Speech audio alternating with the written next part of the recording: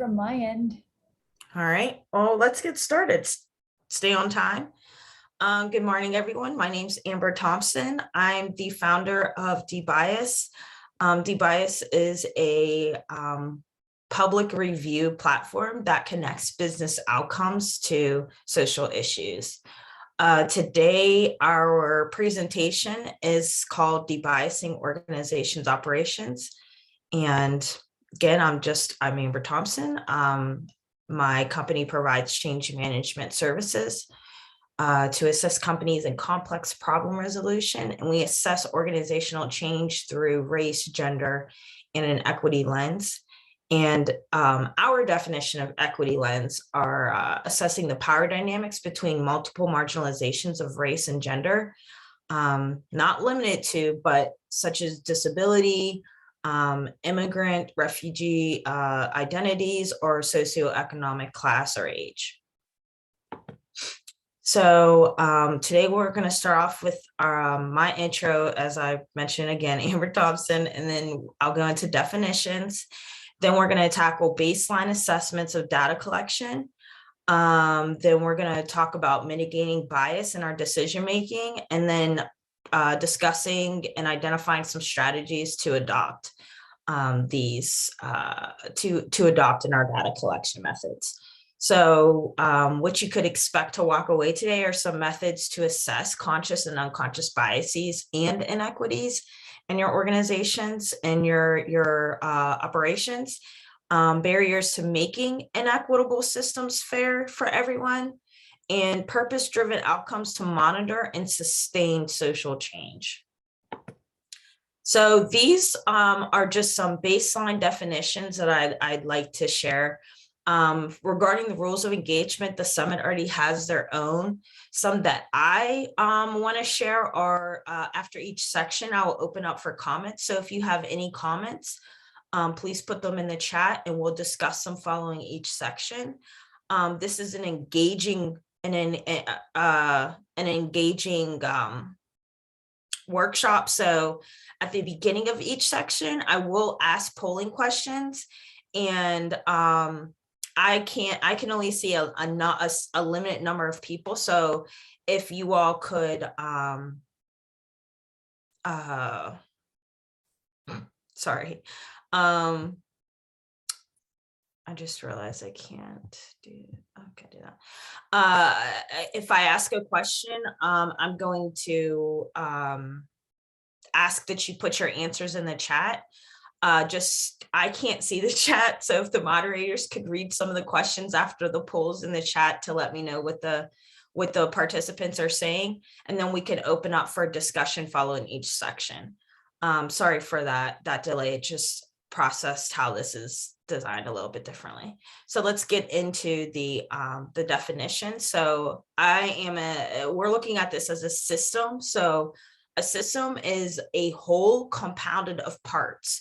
And what I want you to do is identify the different parts of the system and the different changes that need to simultaneously happen to change that entire system as a whole.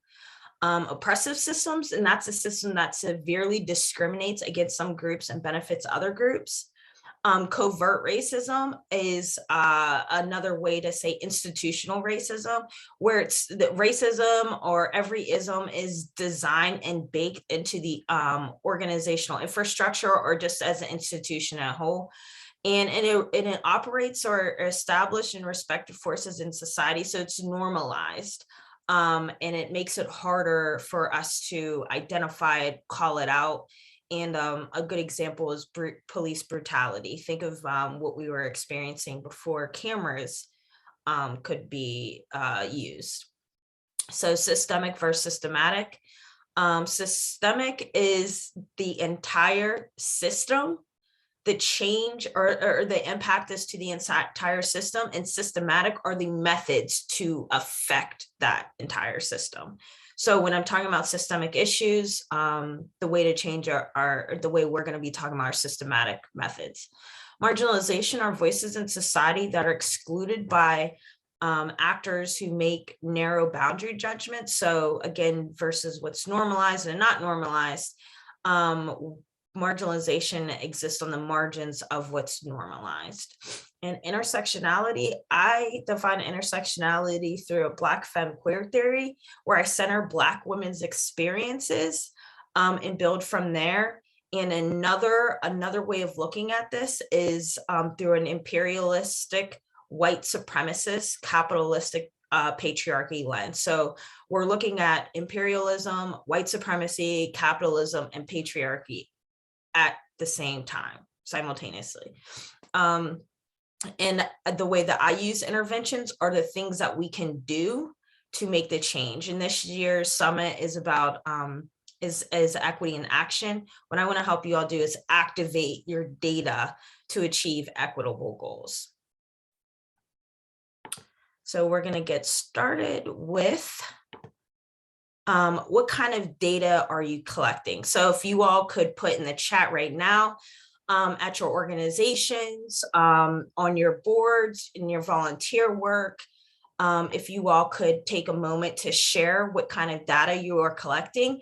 This is also an exercise to see what other folks are collecting, to see if there's more information you should be gathering as well. And I'll give you a couple minutes to type that in the chat. And then moderators, if you could, in about 2 minutes, read out what folks are sharing in the chat regarding the methods, the data they are collecting, that would be great. And while you're doing that, thinking about quantitative versus qualitative, how I define quantitative versus qualitative is subjective versus objective. So quantitative are things that we can count, and qualitative are things that we feel. While we can still count how things that we feel, I think it's important to communicate that it is very hard to touch or to experience other people's feelings. So again, if you could just share in the chat what kind of data your organizations or your volunteer boards or your organizations are collecting. It could be demographics, people's identities. It could be your money. It could be how many people are participating in your work. Everything, anything you're collecting that you're looking at as data. And I'll give you a couple more seconds to share that. If one of the moderators could read what the chat is saying.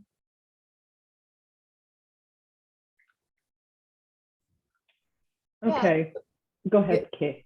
Okay, so we have basic demographics, quantitative mainly with some qualitative, a self-report of our organization's biases, both but not nearly enough demographic data, discrimination complaints, student testing scores, self-report of students' experiences. It says both qualitative and quantitative, but not as broadly as we would like. Self-reporting demographics like gender, race, etc. Employee experience qualifiers. Here's one that says gather qualitative through focus groups, informal discussions, formal discussions with partners. Quantitative is number of volunteers, basic demographic info of volunteers, number of events. Thank you so much, Katie.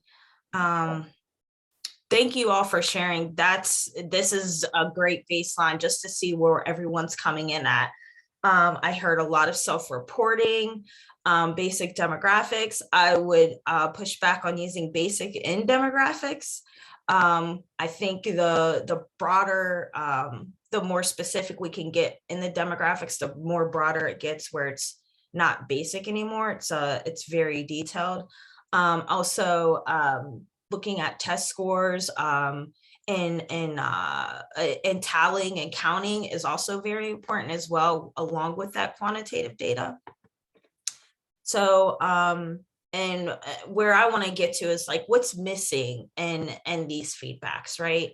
Without seeing the actual data, a very baseline gap that I've seen in the consulting and the type of work that I'm engaged in is regarding demographics. And more importantly, this is coming. More importantly, experiences, right? So while people are taking focus groups, or while folks are having folks communicate their experiences, do we have robust feedback loops from every community meeting, or from every project, or from every contractor, or every consultant? Do we really truly understand how all stakeholders, or all people who are impacted or involved in our work, experience our work? And this is understanding the intent versus impact, right? A lot of, especially white-led organizations, and I'm going to use nonprofits because we're in Pittsburgh. A lot of nonprofits' missions and visions are very impactful, or very intentionally designed to identify or support or change some kind of discriminatory fashion in some population. But the impact may not be achieved because you're not actually understanding who is partnering with you. You don't understand who is the intended audience of your work. You can say these are the people where we want to impact, but through your data, you can truly see if those are the folks that are impacted, and more importantly, how are they impacted? And that's where you identify that gap between your intent and impact. So I implore all of you to really sit down and process those demographics, and just start taking in that information and start processing it. More than when you're doing focus groups, or more than whenever you are reporting out on your grant reports. In my work, I like to help folks do things quarterly, or whenever they're designing, or whenever they're preparing for some kind of program or project or change. And understanding what do we intend to do, and who may we impact whenever we do this, or who's impacted because they're not part of this. Oh, there was something else I wanted to share on that too. And more importantly, measuring that impact or the experiences of others. And that's where that feedback loops comes from. So while we can collect demographics and we can understand who's participating or who's not participating, it's more important to understand all experiences. So we don't want to cluster in our data and say, here are the common themes. We want a pattern to say what's commonly either happening or not happening, who's commonly part of this or commonly not part of this, and who's sharing their experiences and who's not sharing their experiences. So I just want to say, if there's any questions or comments in the chat, please, you can put them in now. As we move on to the next section, I can answer some questions regarding that section. Question in the chat. Could you provide an example of a systemic versus systematic, please? Oh, yeah. So let's think. What's on the top of my mind these days in regards to systemic? Let's talk about education. So something that systemically impacts our education in our region are taxes. So the systemic impact is the way our school lines are drawn. Impacts the way that our schools receive resources, even though the city of Pittsburgh overall has their tax base, the taxes that come from wealthier neighborhoods, those resources are shared to those schools. And a systematic way to address the systemic issue of taxes would be to have an amount of money allocated to all schools. Now, whenever we use equity to address that, we would still be allocating money differently and resources differently, but we would be doing that to focus on people that were ignored during the time the allocations were based on the tax revenues. Sorry if that was complicated, but that's kind of something that's been on my mind lately. So systemic impact or taxes, a systematic way to change that would be to allocate those resources fairly versus based on the tax base. Does that answer the question?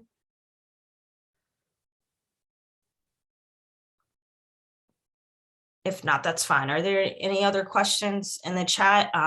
If I didn't answer a question, you could put that in the chat again, or be more descriptive about what I didn't answer. No other questions at this time. Okay, great.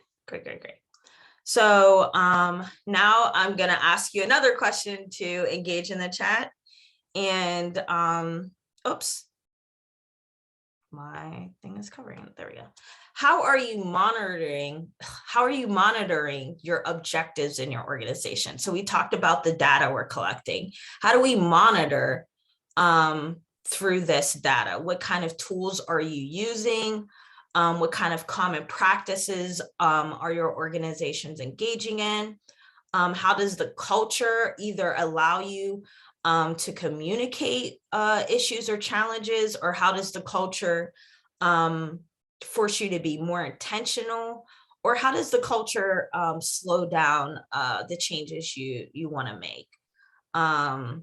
Some examples of monitoring objectives: we have CRMs, we have your grant reports. We might have goals or outcomes. Maybe you have outputs that you generally use on all your projects, the type of tangible things that you're achieving. Some tools are your frameworks, or like how I mentioned, the theory of practice that I build my work from. Maybe leaning in on community members, volunteers, credentials, education. How are you monitoring what you're trying to do, what you're trying to accomplish? If you all could take a couple minutes, put that in the chat as well. Again, we want to just get baseline, see where everyone's coming from. Also learn from our peers and colleagues around how they are addressing this.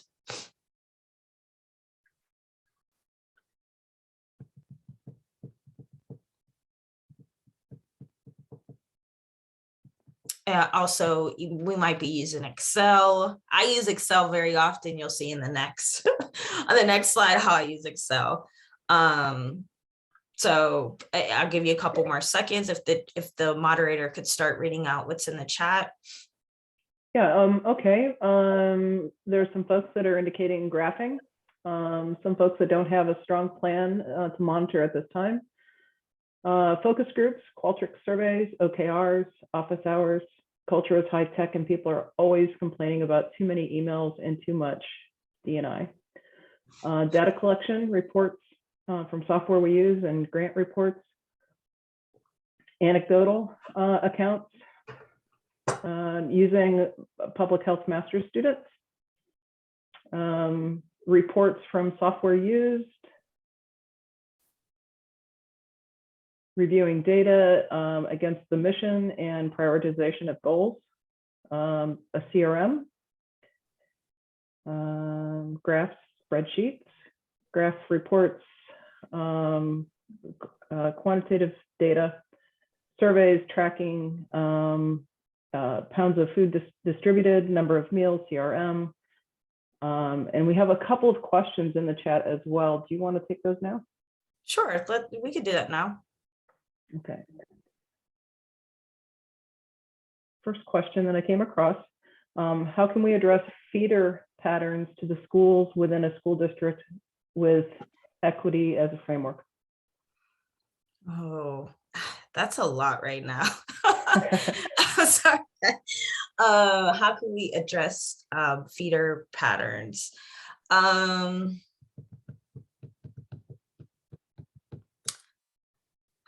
I say that's a lot right now too, because that's under the intention that we're addressing this from a school like reform right? And I'm not really a reformist, so I would just throw away the whole system. And I know that's not a very good response. But I do believe that we should have neighborhood schools. And how I wouldn't approach it as a feeder pattern that exists in the way that our public schools are designed. There are some movements, at least around our region, where people are trying and moving it from a community schools approach, but a community design approach. And their process or their philosophy is letting the community, that those neighborhoods, design those schools. So that's how I would approach it, and not look at it as a feeder pattern where you go to this school that's designed by this district, but this school is designed by this community. And then the allocation of those resources at a district level would still have to be allocated equitably. And that would allow for those communities to have resources to design their schools based on the resources that they either are lacking or have locally. I hope that answered that. I'm really processing the way our education is designed and done now. And I just can't see a pathway forward using the frameworks we have now. That's just where I'm at right now. And if, that's somebody wants to follow up with me on, I'm more than happily to discuss that. But that's kind of the movements that I'm supporting locally. Any other questions? There's one more. Back to intent versus impact. In a school setting, would intent versus impact relate to whether racial harassment, microaggressions was intended versus the impact of these microaggressions, versus the impact these microaggressions have? Is the question asking, are those microaggressions intended? Sorry if that's, can you read that again? I probably need to read that. Okay. I'm gonna try to find that question. Oh, here it is. In a school setting, would intent versus impact relate to whether racial harassment microaggressions was intended versus the impact these microaggressions have? To me, that feels like two separate things happening, and they're both intentions, or they're both impacts. The intention the intention is for, I think, something that where racial harassment or microaggression would happen and the intention wasn't that. Might be something like some kind of punitive policy that negatively impacted, we'll just say, Black students, and microaggressions versus the impact these microaggressions have. But that could be a microaggression as well. I'm sorry if this is convoluted, but a microaggression is something, a macroaggression would be something like overt racism, something that was very obvious and was conscious. It was consciously done. So that impact, right? The microaggressions you're talking about aren't intended unless it was a racialized policy. And if it wasn't a racialized policy and the microaggressions they're still impacts, is what I'm saying. They're both impacts. I'm sorry if I made that a complicated question. Whenever you call a call center, that's where they're yeah. Okay. Sorry, yeah, I'm using acronyms. Please stop me if I do that. Because I think a CRM is something that I don't even ever think about what the letters stand for, because the letter CRM together has a definition for me. So I'm gonna just check the time. Any other questions? I hope I answered that. I feel like I'm not doing a good job of answering these questions, but we're gonna keep moving along. So one way that I help organizations monitor monitor their outcomes is through Excel. The tool I use is Excel. But a lot of organizations' frameworks are built through a white supremacist lens. And what I want folks to do before they continue to move forward with their CRMs, with their graphs, I want you to sit back and process who designed those tools. Did they come out of academia? Because if they did, you're going to need to retool it. Essentially, in my background, especially in organization development, change management, a lot of our theories and frameworks came out of institutions where, at a time where either women or people of color or marginalized people were not part of those institutions. So they weren't the intended audiences for those tools, which are perpetuating a lot of things we're trying to address these days. A good example that I always use in my work is RACI charts. These are charts to identify responsibilities in organizations based on what your role is. But they do not identify the power dynamics or the power imbalance based on race or gender or otherness. And all my colleagues, a lot of tools that are in change management is constantly changing, but it's still a predominantly white male field. Again, these tools are built from the perspective of the designers. So I say Monday, write down all your frameworks, write down all your missions, and really process where they came from. And if they're not from the audience you're trying to impact, look for folks who are doing that work or retooling these tools from those perspectives. What I like to help people do is to activate their data. So working backwards from what your intended outcome is, identifying the resources you need to achieve that, and then identifying how those resources are achieving that, and really digging deep into, are you using tools that are slowing process? Are you using tools that are centering capitalism? Are you using tools that prioritize white comfort? Are you using tools that don't really understand the intersections of people? As in, again, intersectionality from a Black femme queer theory, are the things you're doing impact the most marginalized people from a Black woman's perspective regarding race, gender, sexual orientation, disability. The demographics are broad. We can go very wide, but we need to understand how our tools are not intended to actually achieve what we're trying to do. So I'm sharing this spreadsheet. It's just a sample of a rubric that I'm deploying in a couple communities regarding community development and identifying inequities. So I help companies, identify outcomes. And I'm saying outcomes, what can we measure? And definitely, especially regarding this region, making sure that what we're measuring impacts Black women and not negatively, and centers Black women and not negatively.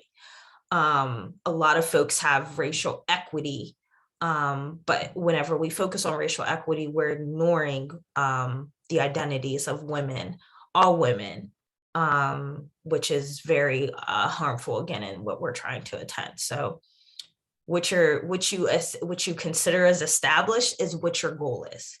What percentage of people, what percentage of communities, what percentage of your work, what percentage of your organization.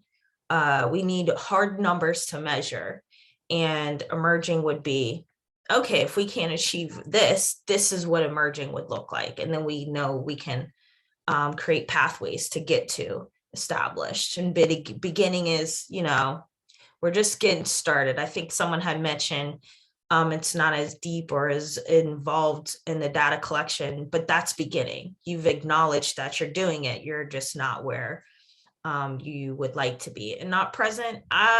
Working with organizations that are not collecting any demographic information. So they're going from 0 to 18 really fast. And that's a lot to process, especially in this region. After the Marshall Plan, the Gender Equity Report, we've consistently been getting bombarded with data saying that our region is not supporting Black women, but we still consistently put out programming and projects that do not center Black women. It's because we're not, what we don't collect, what we can't measure, we can't change. So this is how I'm helping folks process their community engagement. I do this across an entire enterprise, an entire organization, and multiple business verticals everywhere. So this is just one of community engagement. Since we're working with the summit, the words cut off, but project was initiated by the community, which is really important. I think as people that are coming in, me coming in as a subject matter expert, I'm not really the subject matter expert. I'm the expert in the tools, but I'm not the expert in the subject. So I'm bringing tools, and all I do is retool my tools to support whatever the people impacted want to achieve.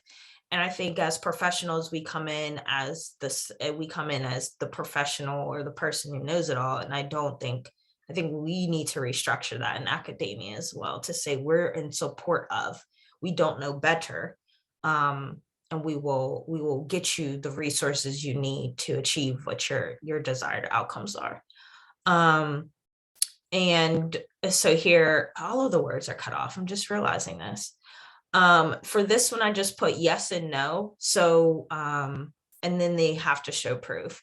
Again, I think equity is being watered down, but equity is something you can measure. You can see that. You cannot tell people what is equitable. You have to show them so they can read and identify how you have achieved this.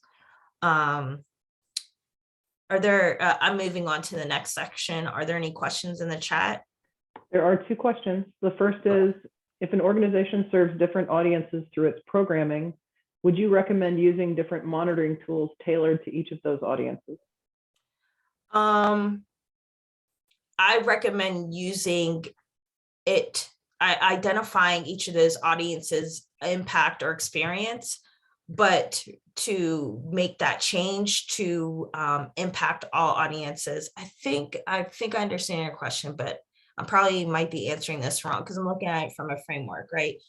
If we focus on the most marginalized persons or people or communities, because there's a community as a whole that are marginalized as infrastructures, then we can make that change or impact for all those people. That's my belief. I believe that's a pretty standard philosophy.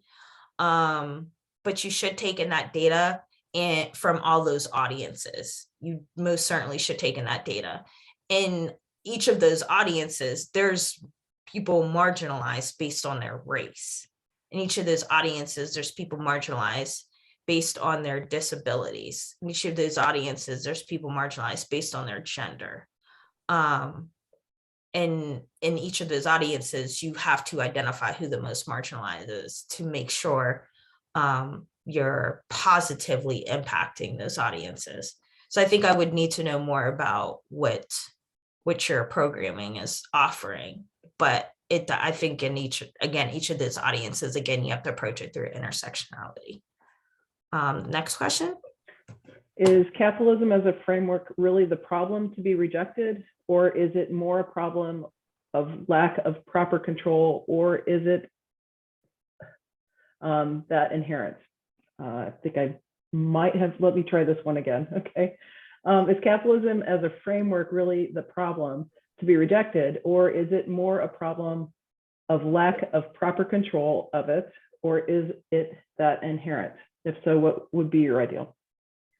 I definitely need to read that because yes, capitalism is the problem.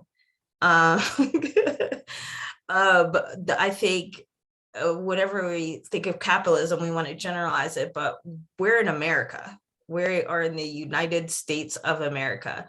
Our capitalism is very racialized, and we can't undo this. We can't say the space that we're in, our economic process that we're in right now is something we can reform.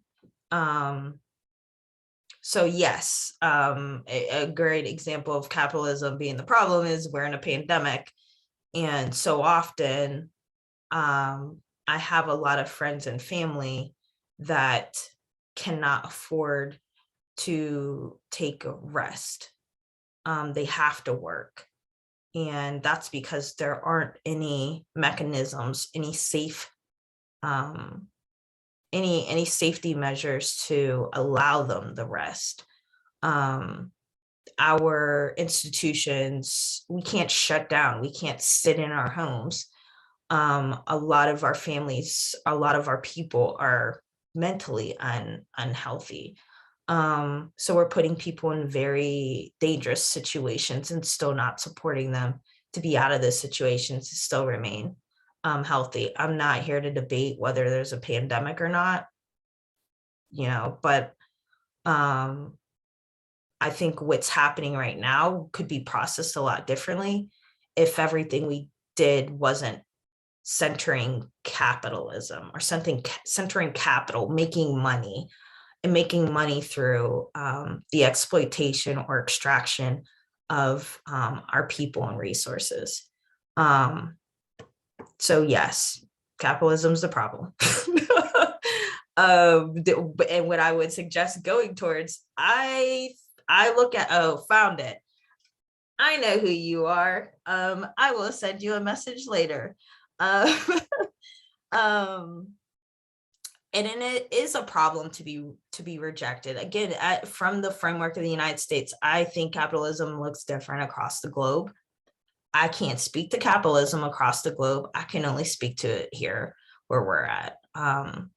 So yeah, I have 7 minutes and I have 5 more slides. So we're going to move into impacted versus credentialed. Now, I want you all to share in the chat, who do you consider experts, or who are the experts or organizations? Again, your boards, your programming, who do you all lean in as experts of the work that you rely on to inform your decisions or to help you resource or help you research as well? If you all could share in the chat who, it could be titles, it could be like bodies or institutions. It could be, there's so many different types of experts. What else could be experts? What kind of canons? Who are philosophers or theorists that you model after?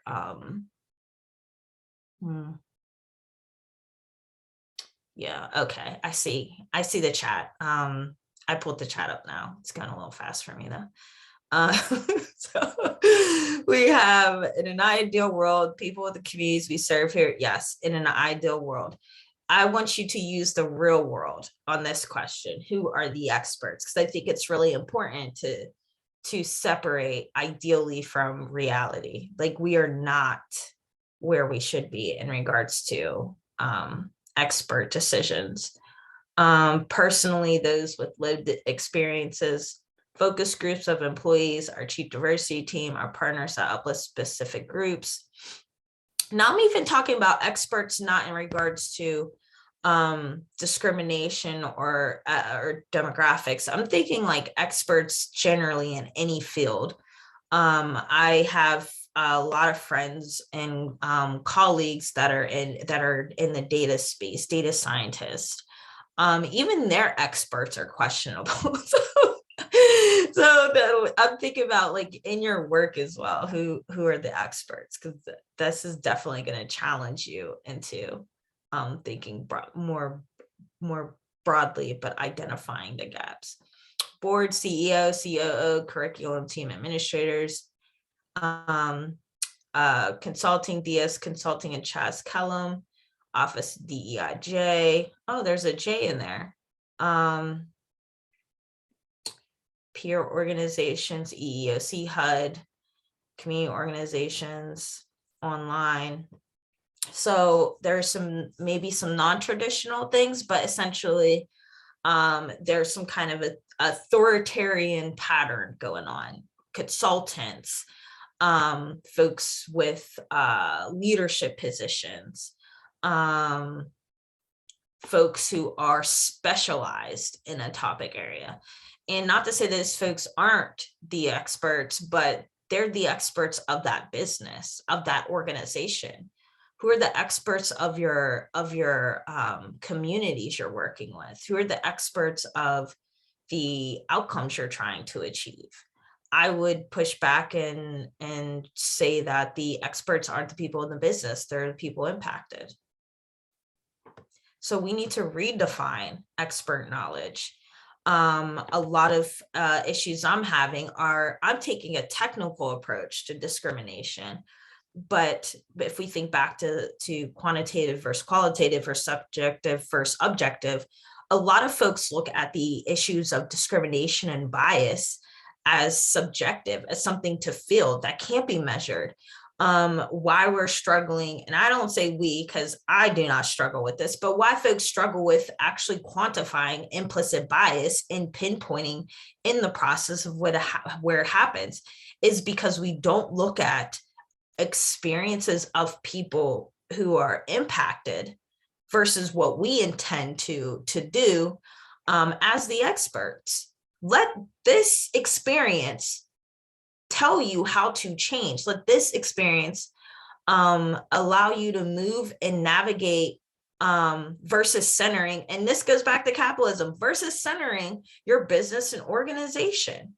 That's the problem. Yeah, so capitalism is the problem. I'm going to stick to that this morning because I think a lot when we look at authoritarian positions as the subject matter experts versus those experienced, we are centering a very professional, a very white supremacist framework that is normalizing even people of color in positions of power of oppressing other marginalized people.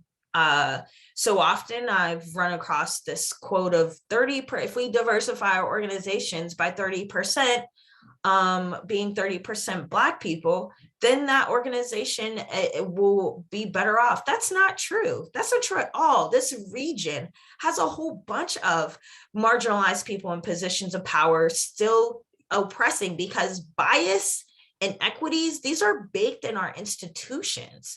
And until we actually say that the experiences are the experts, we are not going to change.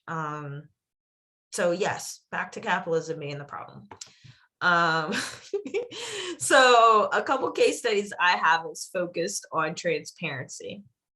Actually, are there, what time is it? Oh, it's 10:29. Oh my goodness, I can't even open it up for questions. Are we allowed to go over a couple minutes? It looks like you have until 11:15. Oh, really? Why did I think it was 45 minutes? Yeah, you're good until 11:15. Okay, great. Okay, so let's go back to this slide then. So we need to create systems that are intended for broader change. And the way that we process, the way that we are focused on our change in our systems is centering our narrow perspective of the overall change, the overall system. So if we go back to systemic versus systematic, what I'm trying to communicate is if we are focused on if we're focused on housing, and I'm going to use housing because I think housing advocates or housing spaces are very centered and focused on housing, but there are multiple different systems that impact housing.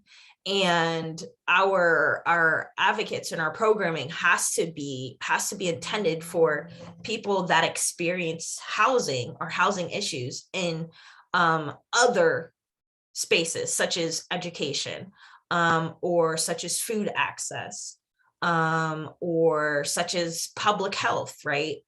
I think public safety and housing are married at this point, and that's not safe. But the point being that we need cross movement building. And the only way we can identify who we're crossing, who we're moving with, that is outside of our work, is through the experiences of the people that are impacted by our programs. And that goes back to credentialed versus impacted, right? When we rely on people who are the authoritarians or the business heads or the consultants versus the folks who are experiencing, we are narrowing our view. Those people could come in, I could come in and say, here are all the different avenues, or here are all the different bodies of people that we haven't engaged. But it's essentially, after I leave, for you to continue to create new ways to bring those experiences back into your organizations. Sorry. So I feel so bad for rushing. I'm not sure why I thought I was going until 10:30. So we're adopting strategies to debias our organizational infrastructures for complex change. So now I want to ask the chat, if you all could share in the chat, what kind of accountability tools or what kind of accountability metrics, or how do you hold the folks that are credentialed, or the authoritarians, or the consultants, or just your organization as a whole? What are you doing to hold to increase accountability, or to measure accountability, or to enforce accountability? Or is accountability not even a conversation? Or is it not ever communicated as well? Or how have you seen people held accountable in your work organizations? I'll give you a couple minutes to put that in the chat.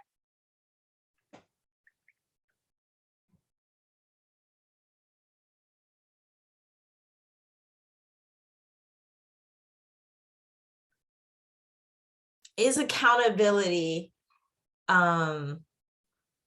is it called something else? Also, in regards to accountability, what goes hand in hand is transparency. Is there transparency? Is that a problem or is that an issue to hold folks accountable? When I'm thinking about enforcing accountability, again, if we're not, what do we know to, how do we hold people accountable, or how can we measure change if we're not counting, right? Because I want to take this back to retooling. So think about all the different ways you use to hold people accountable in your organization.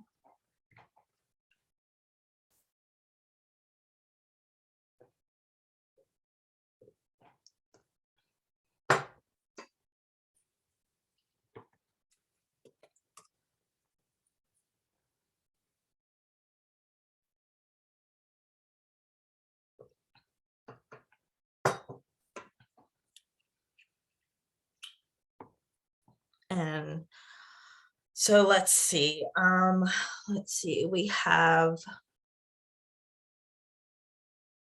not much of a conversation, sigh.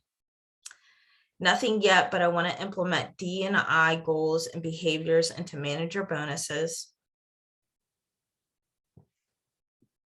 Excuse me. Not really communicated. However, reports of abuse have been trialed. 360 evaluations. create a committee. It's really bad. We have a staff of over 100. Our CEO has decided we don't need an HR. Well, she'll serve as HR. We're hemorrhaging staff. She counters folks' comments why they're leaving on their exit interviews. In my experience, hierarchy can really limit the ability to hold leaders accountable. Difficult to hold leadership accountable. I think accountability is one of the biggest struggles in our organization. I'm not sure there are real structures in place for this. Accountability is very, very difficult. To click back through the slides and to summarize my entire workshop is where I'm trying to build to is accountability. So I'm going to go back to the slide with this, right?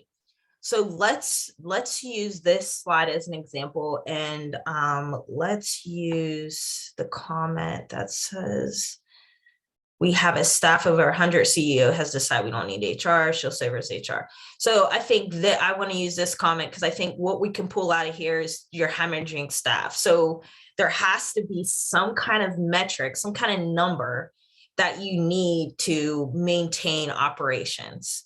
And some kind of, let's say if your impact is, or what your mission and vision is driving, what could it be driving?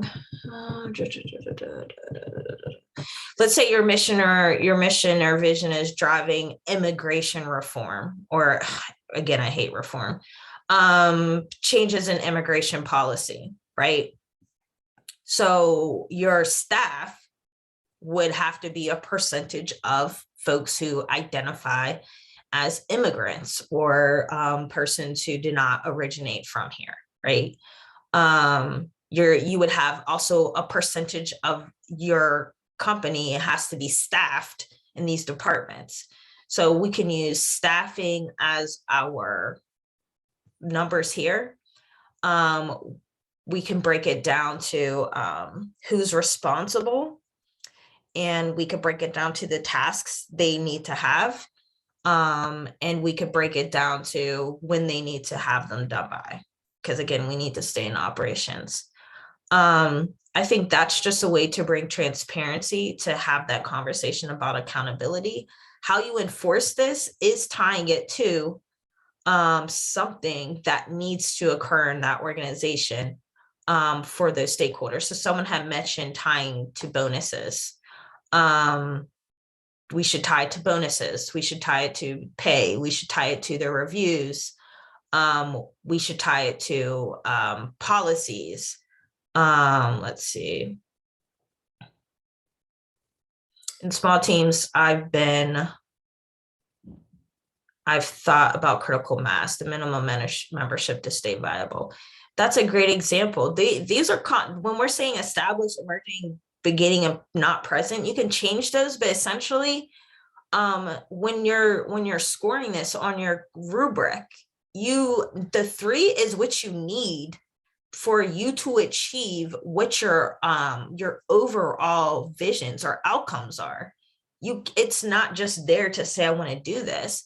If my indicator of success is 100 Black women or 100 single mothers with jobs making $50,000 or over, I need to break that down and develop a pathway from where I'm at, whether it's not present, beginning, emerging, or established, to where I get 50,000 or 50 single Black mothers jobs where they're making over $50,000, period. And that outcome is tied to your mission and vision, which is also tied to your work. Someone had mentioned 360 evaluations. Back to retooling. 360 evaluations are also some ways of perpetual harm unless you retool it to mitigate the bias that is built into that framework. It's complicated, but you set it down on the front end and it works itself on the back end. There seems to be an uneasiness with the word accountability in this town. And that's why hi Allegra, that's why I had asked if people are calling it something else, because I'll be honest, in my work, I don't say that I'm creating accountability unless this is an organization that is asking for accountability or understands their mission and vision, and they need to be held accountable to achieve those things.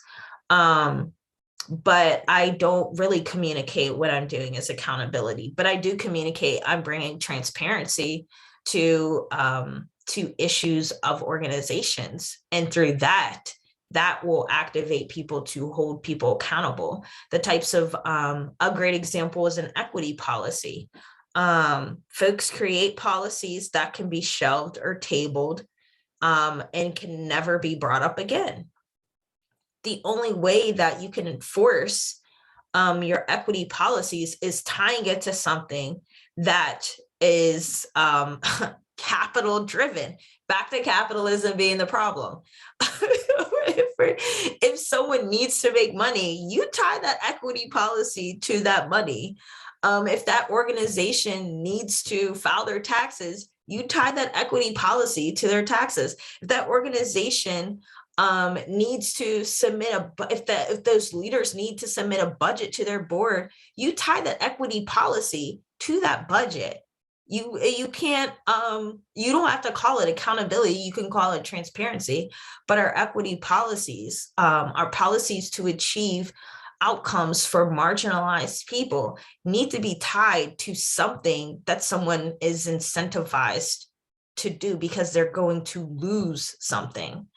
I'm gonna scroll up on these, and the last in about 10 minutes we can folks can communicate or raise their hands, and we can unmute and have a conversation, because I see other questions in here that I think need just further delving. Let's see. Suspensions of students, other punishment-based accountability. I mean, punitive for, again, the intended or the impacted, punitive metrics in schools impact, they're kind of racialized, right? Currently. If your audience is to increase quality of education for students, being punitive towards those people isn't the problem. It's the subject matter experts that should be receiving the punitive measures. And education's way broader than just the school. There are multiple systems that impact education. And I think relying solely on teachers as where that burden lays is the problem of our institutions currently. Difficult to hold leadership accountable. I think accountability is one of the big struggles in our organization. I'm not sure there are really structures in place for this. In small teams, I've thought about critical, we already said that. We already saw that. Sorry. Short-term and long-term accountability both needed. Yes. It seems that there may be, I'm just going to do this way. It seems there may be built-in incentive for businesses to have accountability measures because they need profit to keep operation. However, I feel like there are many nonprofits that don't meet their mission or outcomes continue on for decades. This is where performative and transactional are more prevalent to me, right? Their accountability measures are numbers to say, this is how many people we've had participate. This is how many people we've had apply. When you're tallying and you're counting bodies and not experiences, it's easy for organizations to say we're accountable because we've engaged these people. So often, especially in this region, we have lists, we collect people, and that is what our grant making and our foundations are supporting as outcomes. Intentional or not, I'm not here to point fingers. I'm just here to outline that when we just tally bodies, it's easy to get in a habit of not being able to activate or operationalize. I think in organizations where leadership is held accountable, there needs to be more transparency to your communities that you're working with, to your partners you're working with. Again, on a lot of my works, I try to connect organizations with accountability partners, other organizations that can call them in. I am call out type of person, where I think transparency and accountability exist in those words, is that if you continue to do harm, the only way for change is some kind of shame. And sometimes that's just what people need to do and be pushed to get out of that habit and that cycle of focusing on that fundraising or focusing on that profit-driven mission, again, capitalism, and really focusing on the quality and the impact and the outcomes of their work. How do we collect? I'm sorry, I'm skipping something too. What are some specific ways to measure bias within an organization? Ones that aren't biased themselves. I don't think there is an organization. I don't think any organization in this world should be receiving awards to say that they're doing X, Y, and Z in communities. There are some, but I think we all have a long way to go. And not to say we don't reward people. I think the reward is in, again, the experiences people are having. So what are some ways to measure bias within an organization? And then we have down here, how do we collect quantitative data, reflect lived experience versus just bodies? I wish I had another screen on here to show. So this is where my platform and what I'm working on right now. So to go back to a question of how we measure, specific ways to measure bias within an organization. How I approach it is, first you have to sit down and process what kind of policies and procedures design your industry.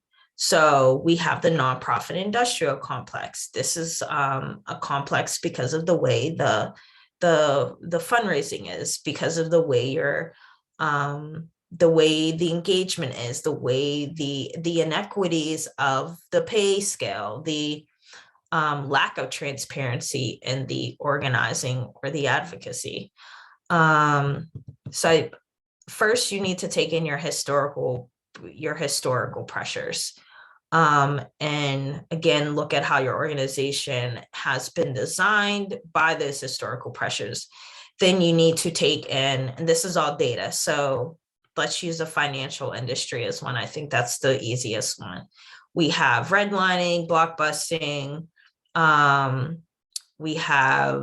We'll just use redlining, and we'll use redlining because that's also the easiest one, right?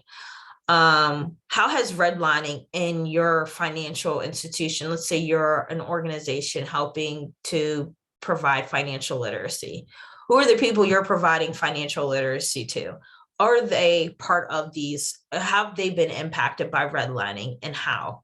First, not to say that that is an experience that isn't shared across, but it's important to understand how your organization was either designed by redlining, going into it. Then you need to understand what kind of outcomes you're trying to achieve. In regards to financial literacy, you cannot teach people financial literacy without giving them money. I don't understand how you practice something that you don't have. So right there, that's your outcome, is to teach financial literacy. What are the resources you need to do that? You need money. You need some space to gather. You need some kind of tool to monitor that money. You need some kind of education. All of those things, all those resources you're providing are designed by that redlining tool. So how you measure that in the current is through your data collection. Your outcome is financial literacy. What are the percentage of people you're trying to teach? Now, and those people you're trying to teach, are they part of your organization? Are they part of your vendors or suppliers that are giving you those tools? Are they part of your leadership in your decision making? Are they part of your fundraising and volunteer efforts? I think when we talk about unconscious bias, the overt or conscious biases are things we can see and touch and feel. Unconscious are points in that process that create the bias, that our bias is not mitigated in. And how we slow that down is by counting outcomes, by slowing down. Urgency is a tool of white supremacy. Racial urgency is also needed right now. So we need to work backwards from our outcomes and work forward from our history and meet in the middle in our current to say, who is not part of this process? And so often people think if we just engage and we count bodies, they're there. We can't count bodies, and they have to be everywhere and not just in our work. I think I feel like this is very removed from what I would like to discuss because the image is better than what it is, but I'll give you a couple case studies, then we can open it up for the floor. Yeah, sneaking in via transparent. Exactly. I think transparency to me, that's where I work on the things I work on is transparency. And instead of saying accountability, we can activate and we can ignite people through social pressure. Lack of accountability can also cause folks like me, for example, to bail. I also want to preface that I'm not here to save everyone. I can't. People who want to bail, you are going to bail regardless. And I want to preface that with, I experience this every waking day of my life. If me holding you accountable is a problem, or me bringing transparency to what you're dealing with is a problem, you were already not going to be supportive in whatever I want. Black women wake up Black women of all identities wake up every day holding themselves accountable. There's no way that I will ever feel bad that accountability makes people quit. I'm not in the business of including people who want to exclude other people. That's not what I do. The people I work with understand that. And I always preface on all of my contracts, you are going to lose people, but guess what? They were going to be lost regardless. So if accountability makes you quit, that is a pause that you need to take and you need to address on your own time. And then we have lead by example, be especially a transparent leader. Exactly. I can give you some examples. I was looking at a food cooperative in West Philadelphia. They break down their board meetings like I've never seen before. They break down their outcomes. They break down what they're trying to achieve. You see their financial operations. So often we get in partnership with organizations who have a moral or business ethics against our missions. Again, our board that is a fiduciary responsibility as well. If there are things that can impact the health of an organization, it's not just money. It is the people you're working with. It is the staff you're developing.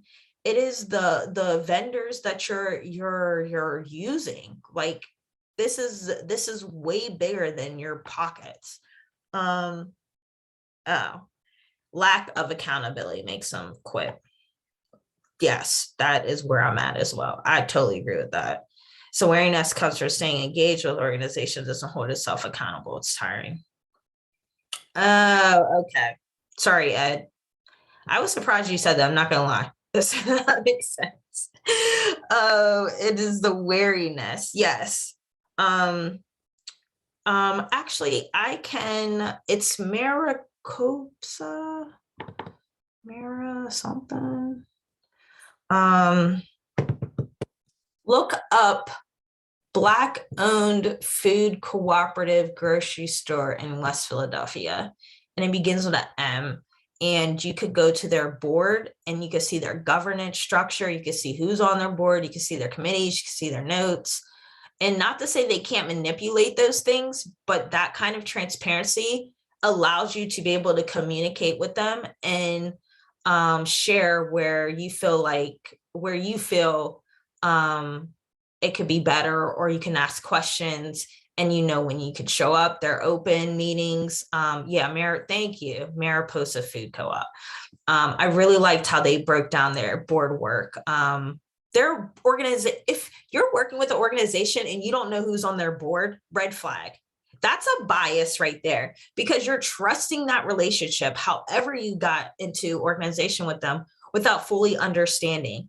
I'm working on a development contract, and a proposal came through on a previous contract that we got to use or see because it impacts this one.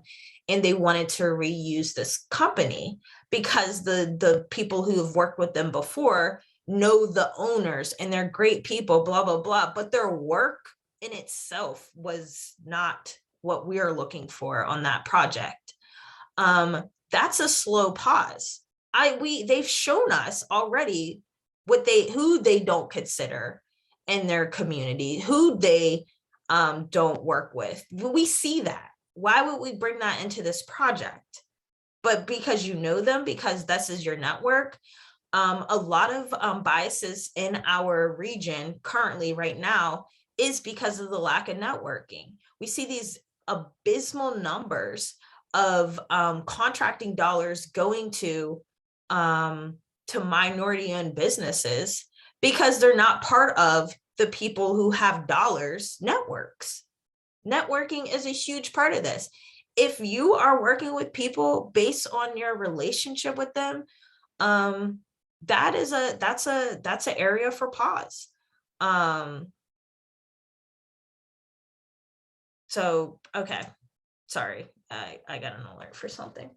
So I want to open it up for anyone to raise their hands, have a conversation. If there's any questions, any thoughts, anything I didn't communicate. The case studies that I have, I'm gonna run through them because I'm seeing I didn't talk about on the screen, but working with the organization, walking through development projects and walking through the triggers in our community processes, so people can hold organizations and our developers accountable. Is one case study where I'm working on now. I'm deploying the community rubric for a CDC and looking at their development projects to, again, communicate their ethics in their equity initiatives on all their development projects. So when developers or banks or anyone's working with them, they understand these are expectations of that community. I have a platform that's called Debias. It's at debias.io, where it's a public review where we're reviewing business outcomes through a holistic lens and activating communities or people and empowering them to know this is where I can hold you accountable. Here's how I can hold you accountable. And if you don't change, we can divest our labor, our dollars, our investments, our resources from companies. Now we know who's doing what and how they're doing what. So transparency is absolutely key in everything that we need to change, and how we get to transparency, how we can design transparency. Again, trick them into accountability. Are being able to understand the history that's coming in to our work, understanding the outcomes we're trying to achieve, and understanding what resources we're using that are perpetuating those biases, what practices we're using to perpetuate those biases, and what policies as well. So I see a comment. Sorry. There we go. and I'll go to here. Lots of resistance to demographic measurement I encounter is from, it's from European parts of my global company who are intensely concerned with individual privacy to the point that there are entire countries we can't survey for nearly kind of, oof. So I'm constantly having this global conversation in regards to the United States versus, or the North Americas versus the world. So racially, in the United States, we collect race. Overseas or everywhere else, it's ethnicity and nationality or religion. That's how they collect their identities. The way that I had these conversations, and I can give you a great example, I was doing a data report for a company I worked for in preparation for scaling a project across Europe in the operations. So I put my job was a qualitative and quantitative analysis. The country we were looking at was UK, specifically outside of London, our offices. The demographics of this city or community outside of London was I think it was like 13%, because UK does collect race, was 13% white people. When I presented, and I say white people because that's the race we use in the United States, 13% were white people. The rest of it was people of color.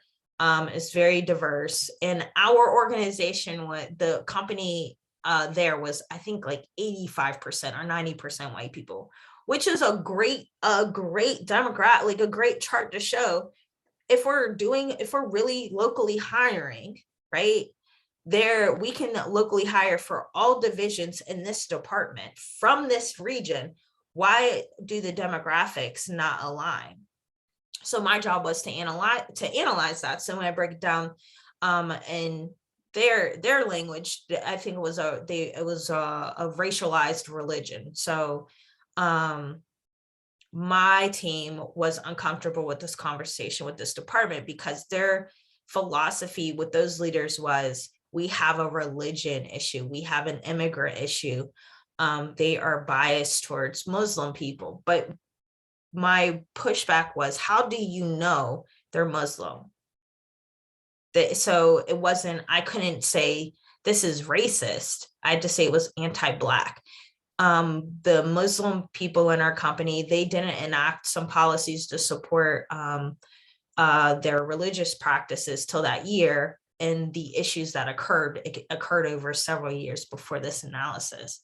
So it was a conversation to say, this is an anti-Black issue we're dealing with. I'm not using race, but they can see these are darker skinned people, especially whenever I was able to pull the identities of non-Black people or non-brown people who were also practicing that religion that worked for that company. So in a global perspective, race is less of a, what's the word? Racism is less of a conversation versus anti-Blackness. So I would just, in that regards, in your global perspective, that's how I would use that conversation. In our country, we don't focus on nationality or ethnicity separate from race, which is a problem for us. And having that conversation as well, we're limited in our language, they're limited in their data. And also to anonymize and protect identities, the more people you collect, if you go outside of that employee experience and you holistically collect that data, as in your vendors, your suppliers, your community, that helps you to bring in more demographics to anonymize that, to continue to anonymize that data. If you bring in all of your stakeholders in all of your demographics and you still can't report it, that's data in itself. That's a story in itself that you can justify to say, this is why we need to pause and be more intentional about our other practices. So I hope I answered that. We are all limited in our language globally. I could share another story because I have 5 minutes. I'll open up for the floor, but essentially a team I'm working with is in North Africa and a team I'm working with is in the United States, but they're both of North Africa. They're both of North African descent. Explaining to the team in the United States, here you are perceived as a white person is hard for them to hear. But to explain that to them to explain to me what their experiences are because of their caste system in North Africa is another experience. So they're separate experiences, separate conversations. Still, the goal is equity. And still, if we could achieve outcomes, if we're aiming for outcomes for the most marginalized, we're changing across all people that are not that marginalized, that are at the bottom of the ladder. So that, I hope I explained that. If you want to email me, we can discuss that further, but I'm going to open the, if anyone wants to comment, talk out loud, just unmute yourself, or you can put in the chat. I think we have to unmute you or raise your hand. So I want to open the floor up for anything else, any conversations.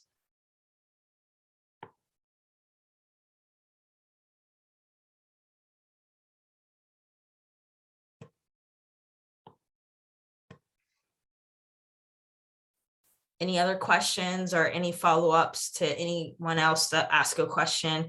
I don't like not answering fully a question. I feel like a couple of those I could show you better than I can tell you. So.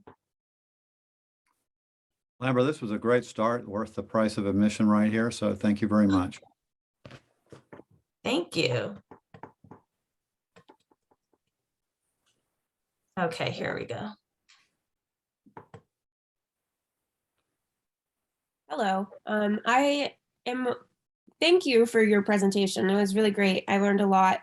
I'm wondering if you could share a little bit more about the services that debias provides, and like if we were interested in working with you, how we would go about doing that. So you can reach out to contact at debias.o. Currently, we're offering a subscription. It is it's a technical approach to this, where we're doing the data collection, the reviewing and analysis, implementation support as well. We also have licenses, a license fee for consultants, where we just do that ongoing monitoring of your contracts, the efficacy of your interventions. And we're also looking for 2-year pilots. So if you have an organization that has at least 100 people within your network, between your board, employee, vendors, and community, we're also looking for 2-year pilots. So there's a lot of our current, as based on this conversation, our methodologies don't allow for us to collect all of this data and hold it in our heads. So we are looking for 2-year pilots to get this baseline information. A lot of our approaches are antiquated. They don't allow for this type of analysis. So the pilots in different industries, we have one in a CDC, we have one in a local, just in a community organization, we have one for a municipality. We're looking for some in a governmental agency, technology, corporate enterprises. That's also an option if you want that ongoing and to monitor that change. But that you can reach out to us and we can get that set up, and it's very low barrier of entry. We're not integrated. We stay external from companies, and we don't provide raw data. We focus on the systemic barriers in your organizations. So. Thank you. Yeah, thank you. And just email me. Even if it's just a matter of talking, that's also an option. We have price points for everybody. Again, this is about transparency, and a lot of this change needs to be accessible to smaller budgeted organizations. I'm trying to find Camille. Camille, if you could raise your hand, I think it will kick yours to the front.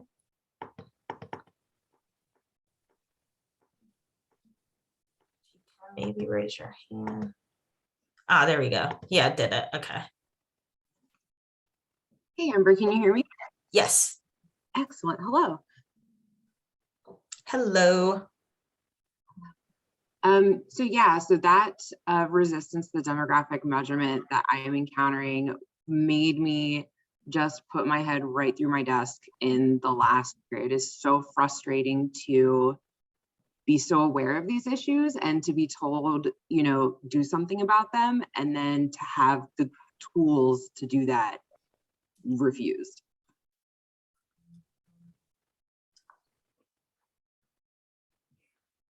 Can you repeat that again? Sorry. Sure. I was just saying it was very frustrating for me in my position to be told to, hey, we know that, we want to, achieve certain D&I goals, or we want to look into what we need to do. Can you do that for us? And then when I asked to measure them in these, different like stacks across the globe, to be told, oh no, we can't do that. And there's entire countries of data that we would have to omit, in which case, why am I surveying in the first place? So one way,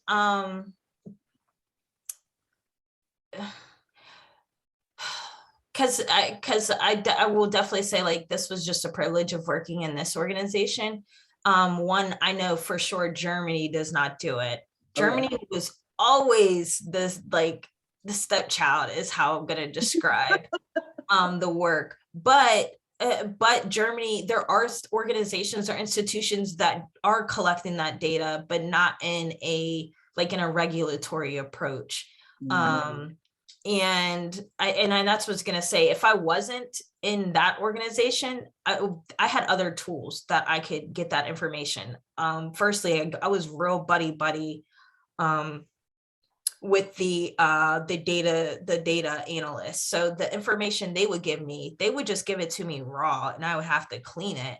Then I would contrast that with the HRIS, like their HR system, and I would go through and look up people's names, look up their titles, and look at their identities. Essentially, this is about perception.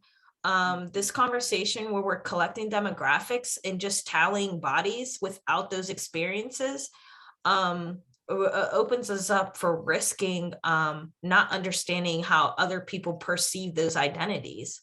So I took that raw data. I used the HR system, looked at their titles, looked at their roles, and that's how I would try to get that data around their salaries with their identities, and the identities were perception. This was not a practice used, but it worked, and it allowed me to do what I needed to do for my job. So I can't think of any right now, and I do have a colleague that actually helped me process that. He's a black man in Germany, essentially, who was explaining to me, especially during the George Floyd's times, that Europe has a lot. They have police brutality, but because they don't collect that information in regards to that, it looks like it's not racialized. So organizations and colleagues like his are taking in that data, and they're also pressuring their legislatures to do that. So that was how I got around it. If you're a consultant, and I think I was an internal consultant, so I had the ability to create partnerships or relationship with people who had data I didn't.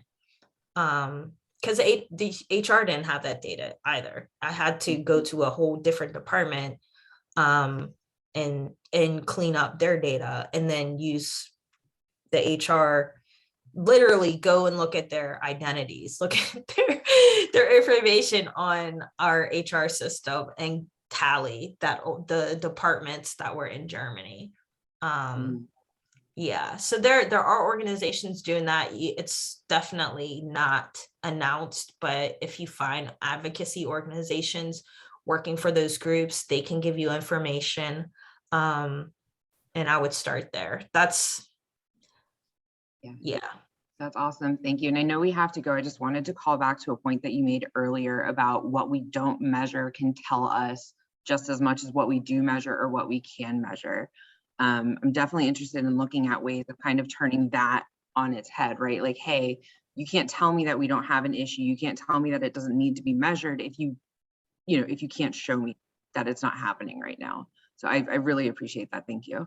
Yeah, no, that this was a conversation around one of my colleagues who's helping me with my product.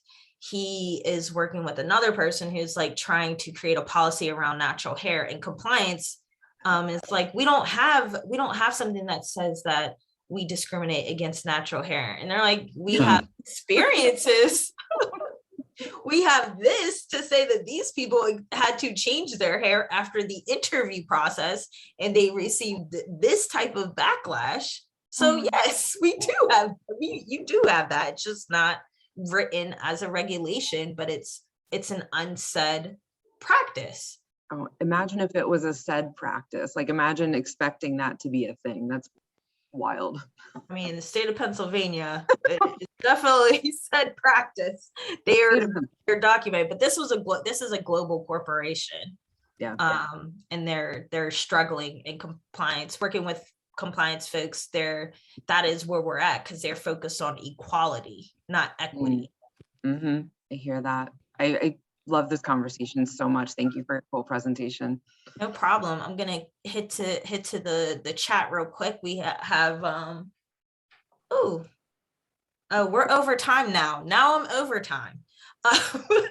Sorry, folks. I'm gonna read the chat, close it up, and apologize for going over time. So I appreciate the language aiming for outcomes for the most marginalized. Good guiding principle for developing and data gathering, evaluation, accountability. It's a great framework and it allows you to take pause on everything without it being cumbersome. It makes sense. Lived experience lens as the experts is transformative. Use the language transparency versus accountability is great. Yes, accountability is scary. Not for me, but it is scary for other people.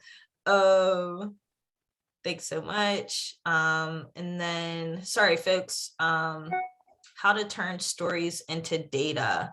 What proportion of small, low capacity organizations should be devoted to all of them? But this increases your capacity. I use this as a capacity building tool.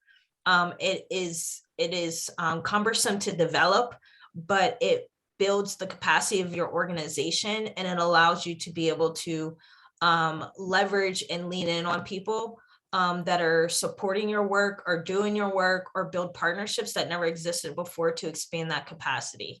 So low capacity should be really digging into the data so they can identify where their gaps are and what resources they can leverage. There are plenty of inequities that are obvious without a separate measurement effort. Obvious to who? I always challenge that. Inequities are obvious to me, but it's a conversation. So I'm gonna wrap this up. I thank you all for joining me this morning. If you want to continue a conversation or you have questions, you can email me at contact@debias.io. Also Amber@debias.io. We're on Twitter, LinkedIn, Facebook. And thank you for your time. And yeah,